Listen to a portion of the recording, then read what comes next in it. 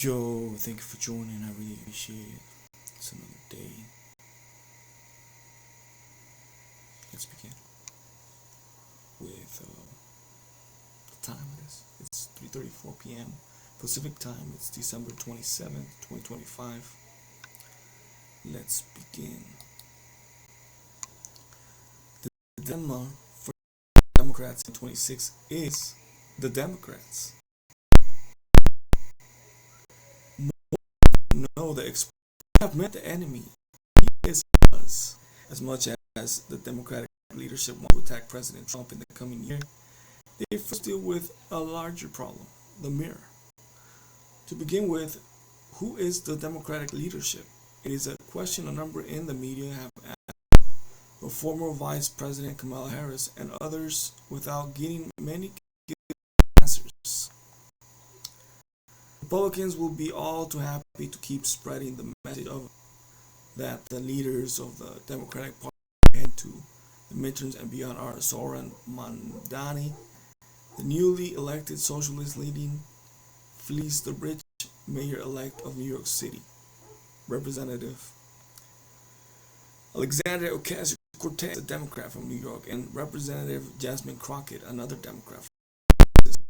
This trio has seemingly provided enough far-left rhetoric or else anti-rule of law, pro-open borders, defund the police, and wreck the economy. Universal income to ensure tens of millions of common sense Americans will come out to vote against their policies in 2026 and 2028.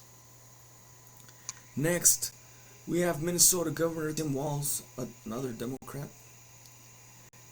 He is the gift which keeps on giving if you are a Republican, a fan of President Trump, or in favor of not having your hard-earned tax stolen. First, he became the anchor against the 2024 Kamala Harris campaign, helping to sink that political vessel through his own personal flights of fancy and provable ineptitude.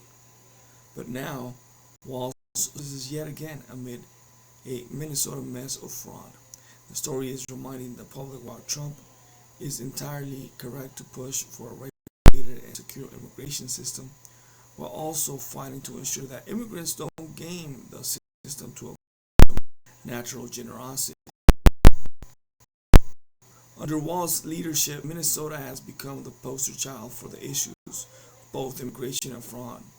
Billions are alleged to have been stolen or misappropriated, shocking allegations which have naturally spurred many to look much more deeply into the finances of other blue states led by Democratic governors Gavin Newsom, California, anyone. All of a sudden, more and more Americans are starting to wonder how many tens of billions of their taxpayer dollars have potentially been stolen in these blue Democratic cities and states. Republicans did not cause them to think that way, but rather repeated Democratic miscues in those cities and states. For a brief shining moment, some Democrats believed that had some Democrats believed they had stumbled upon an issue that would hurt Trump and affordability. Not so much anymore. Not so much anymore. On its own, the scandal in Minnesota derails that potentially whining issue, since it bothers tens of millions of hardworking American citizens who often have so little for themselves and their families. It is hardly affordable to have democratic policies enabled by Democrats' impotence. Make a mockery of their understanding and kindness toward newcomers. But now the nation's GDP growing at a blistering 4.3% annual pace. Fears about inflation are subsiding thanks to strong wage growth and Trump's own affordability policies. That is an economic victory for Trump and the Republicans, and it has to be cited in every left-of-center news outlet across the country.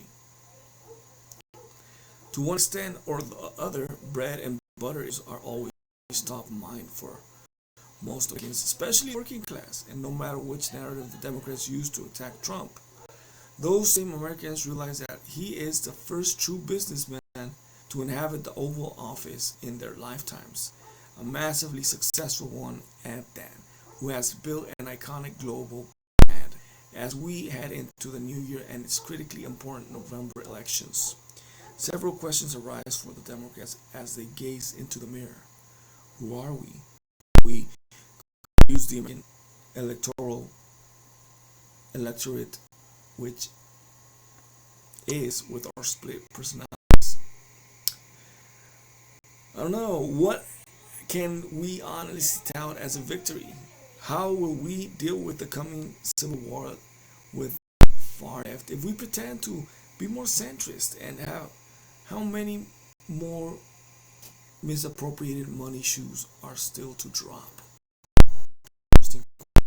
In the meantime, Trump, Vice President J.D. Vance, and the Republicans are in charge. They will gladly stand aside and let the public's focus fall on all Democratic infighting to come. This is all interesting, and obviously, I encourage you to smash that like button, subscribe to the channel, comment down below, let me know what you think. Follow me on Instagram, the Studio 11. Follow me on X, the Studio 2020. I like to say Twitter. Follow me on Twitter. And of course, I'll see you in the next one.